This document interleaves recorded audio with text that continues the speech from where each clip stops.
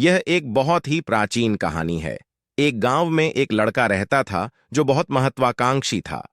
उन्हें अपने जीवन में कई बड़े काम करने थे, इसी वजह से गांव के कई लोग उन्हें पसंद करते थे और उसकी बहुत प्रशंसा भी की, क्योंकि वह बहुत मजबूत, मेहनती और बुद्धिमान था। उसकी मेहनत और लगन देखकर सभी गांव वालों को यही लगा कि यह लड़का जरूर कुछ बड़ा करेगा।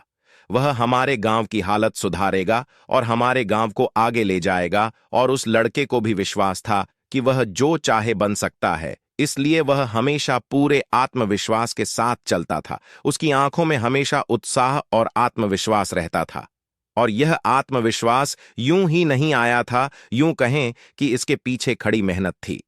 वह तलवारबाजी सीखने में घंटों बिताता था, इसलिए वह तलवारबाजी का कठिन अभ्यास करता था, जिसके कारण उसका शरीर बहुत मजबूत और शक्तिशाली हो गया था।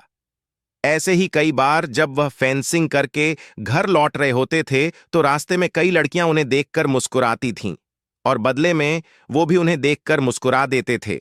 यहां तक कि उनमें से एक लड़की उसे पसंद भी थी, लेकिन फिर भी उसने गाने के बोल पर ज्यादा ध्यान नहीं दिया। वह घर लौट आता और अपनी तलवार पर धार लगाना शुरू कर देता। यह आवाज उसका नाम पुकार रही थी। जैसे ही लड़का यह आवाज सुनता है, वह तुरंत हमला करने के लिए तलवार लेकर खड़ा हो जाता है। जैसे ही वह पीछे मुड़ता है तो देखता है कि वहां कोई इंसान नहीं है, बल्कि कोई सफेद और लाल चीज हवा में उड़ रही है। यह सफेद और लाल रंग की उड़ने वाली चीज एक आत्मा है, जिसे आप भूत भी कह सकते हैं। यह आत्मा दिखने में बहुत अजीब थी, क्योंकि वह न तो महिला की तरह दिखती थी और न ही पुरुष की तरह। न खुश न उदास, वह बहुत ही अजीब सी भाव भंगिमा के साथ हवा में उड़ रही थी। जैसे ही वह उड़ती है, वह कहती है कि मैं वह आत्मा हूं जो मुझे दिखाती है। उस लड़के को यह बात समझ नहीं आई, लेकिन वह डरता नहीं है। अपनी तलवार उठाकर पूछता है कि तुम कौन हो और क्या चाहते हो। आत्मा ने कहा, मुझे किसी चीज की जरूरत नहीं है, मैं बस तुम्हें अपनी ताकत दिखाना चाहता हूं। मैं शो स्पिरिट हूं। मैं तुम्हें वह सब कुछ दिखा सकता हूं जो तुम देखना चाहते हो। आत्मा की यह बात सुनकर लड़का थोड़ा हैरान हो जाता है, लेकिन क्योंकि यह बहुत अजीब घटना थी तो उसने उत्साहित होकर आत्मा से पूछा, क्या? फिर से तलवारबाजी का अभ्यास करता है और इस तरह वह रात में कई ऐसे काम करता है जो उसे एक अच्छा तलवारबाज बनाने में मदद करेगा। अब यह उसका नियम बन गया था। ऐसी ही एक अंधेरी रात में वह लालटेन जलाकर अपनी तलवार पर धार लगा रहा था। तभी अचानक उसे पीछे से धीमी आवाज सुनाई देने लगी। यह आवाज उसका नाम पुकार रही थी।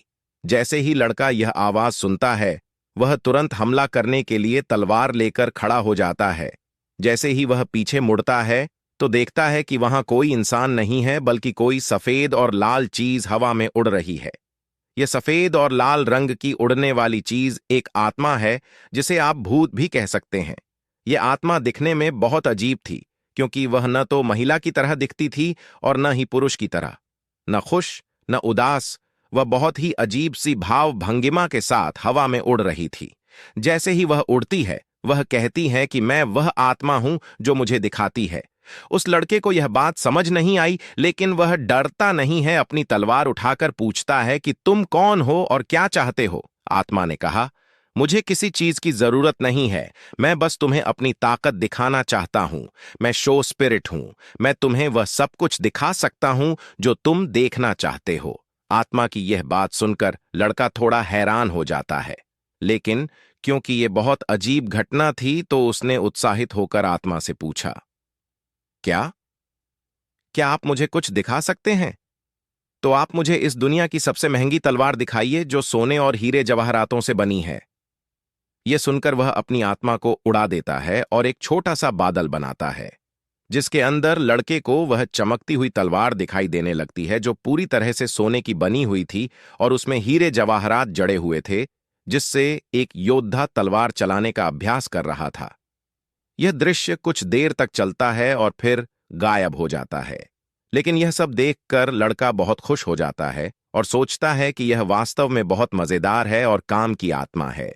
उसके मन में एक और विचार आता है, जो किसी भी युवा लड़के के मन में आता है। वह मुस्कुराता है और कहता है, अब तुम एक काम करो, मुझे इस दुनिया की सबसे खूबसूरत लड़की दिखाओ। जैसे ही वह यह कहता है, उसके सामने एक बादल बन जाता है, जिसके अंदर एक बेहद खूबसूरत लड़की दिखाई देती है, उतना ही खूबसूरत जितना उसने आज तक सपनों में देखा है। उस लड़की के काले लंबे बाल और गहरी नीली आंखें, सुंदर चेहरा और बेहद आकर्षक तस्वीर है। यह देखकर जवान लड़का दंग रह जाता है, या यूं कहें कि उसकी आंखें खुली की खुली रह जाती हैं। वह अगले कुछ मिनटों तक उस लड़के को देखता रहता है, फिर अचानक वह तस्वीर और वह बादल उसकी आंखों के सामने से गायब हो जाते हैं, जिससे उस लड़के को बहुत बुरा लगता है। थोड़ी देर बाद लड़के को होश आता है। वह उस आत्मा से कहता है कि तुम एक काम करो, तुम मुझे दुनिया का सबसे ताकतवर योद्धा दिखाओ। मैं तुम्हें वहां वो सारी चीजें दिखाऊंगा जो तुम देखना चाहोगे। आत्मा की इस बात पर वह नवयुवक बालक अधिक ध्यान नहीं देता और अपनी तलवार की धार तेज करने में ही लगा रहता है। अब जैसे जैसे हफ्ते बीतते जाते हैं, समय समय पर लड़के को वो सारी बातें याद आती रहती हैं कि उसने देखा था। इसीलिए कई बार लड़का अपने घर के पीछे जंगल में चला जाता है, आत्मा को देखता है और घर वापस आ जाता है। लेकिन एक दिन तलवारबाजी की प्रैक्टिस के बाद जब लड़का बहुत थक जाता है, तो वह सोचता है कि चलो आज देखो, मैं आत्मा के पास गया और अपनी सारी इच्छाएं बताने लगता है।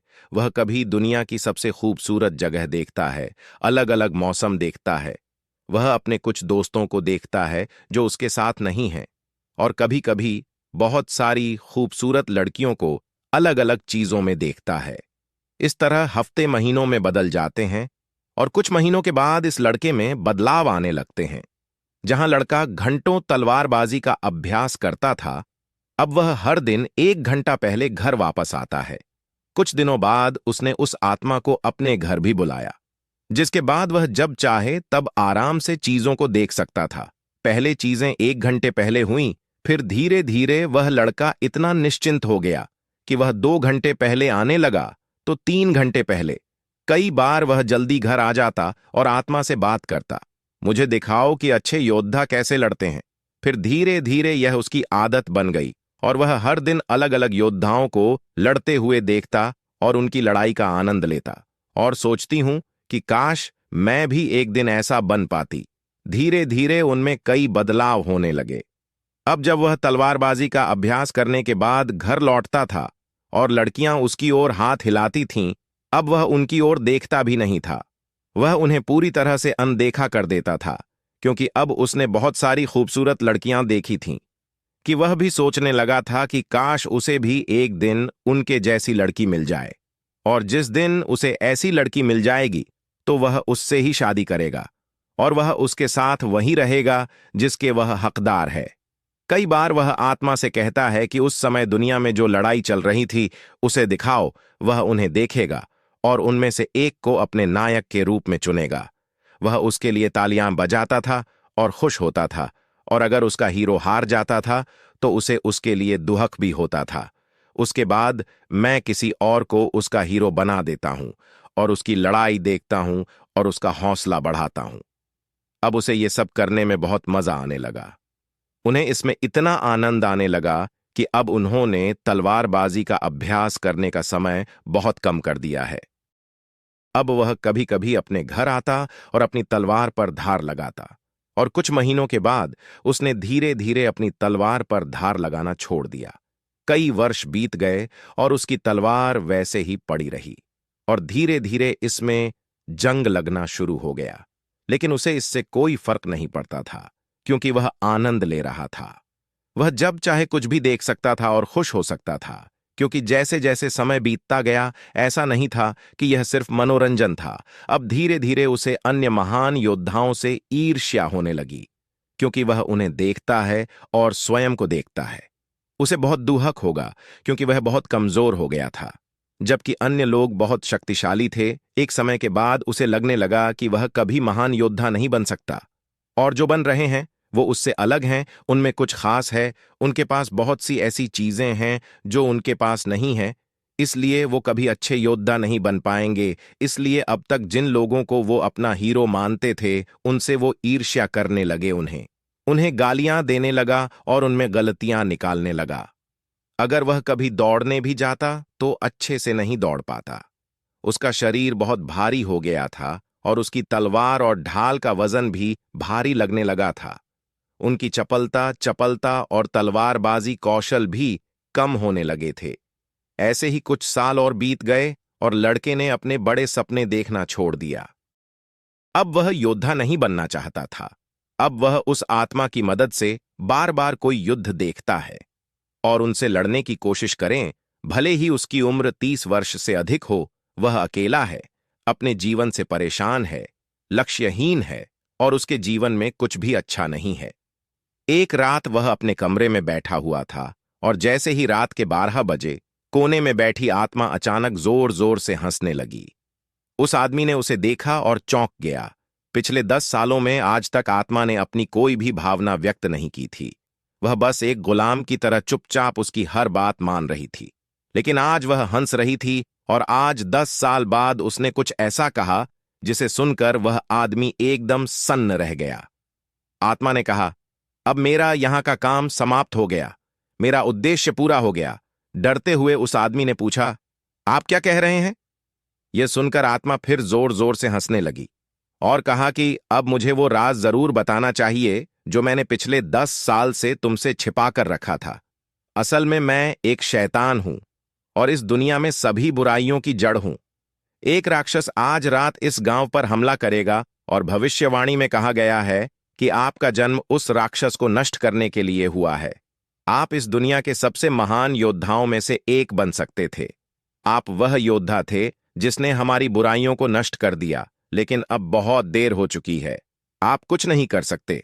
अब हम इस गांव में भयानक विनाश करेंगे और सभी अच्छी आत्माओं को अपने साथ ले जाएं।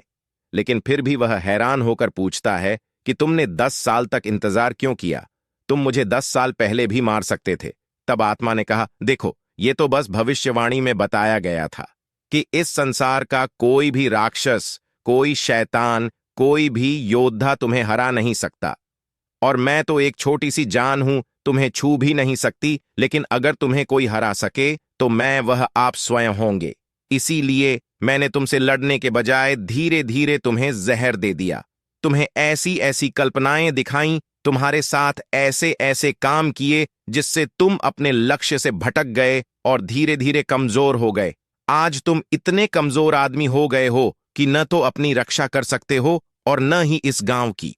यह सुनकर उस आदमी का दिमाग पूरी तरह से हिल गया। उसे एक बड़ा झटका लगा और उसके पेट में दर्द होने लगा। उसे इतना दर्द हुआ कि वह जमीन पर गिर पड़ा और धीरे धीरे दर्द से कराहते हुए बोला, क्या मैं उन खूबसूरत लड़कियों को एक बार फिर से देख सकता हूं? इस पर बुरी आत्मा ने हंसते हुए कहा, हां, हमेशा। लेकिन सपने में दोस्तों, ये कहानी हमारे आज के समय पर भी बिल्कुल फिट बैठती है। और अब तो आप समझ ही गए होंगे कि आज के समय में हमारे लिए वो शैतान कौन है। Internet, social media, porn, drugs और ऐसी कई लतें जो आज की पीढ़ी को लगातार कमजोर और उद्देश्यहीन बनाती जा रही हैं।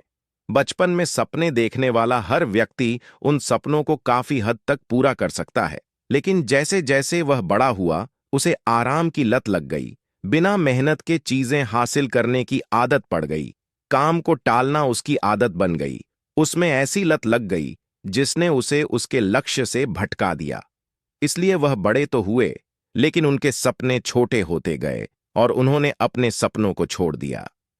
आज के समय में इंसान की जिंदगी इतनी आसान हो गई है जितनी पहले कभी नहीं हुई।